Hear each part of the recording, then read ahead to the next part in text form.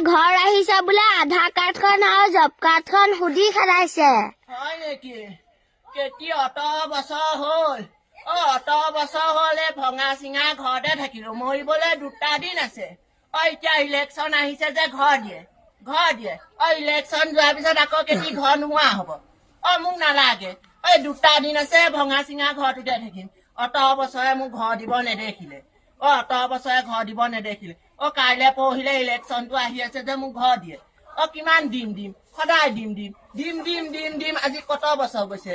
এই ভঙা পুজুৰিটোতে মই জীয়াই থাকিম। নালাগে। মোৰ ইমান সমস্যা অকলশৰীয়া জীৱন।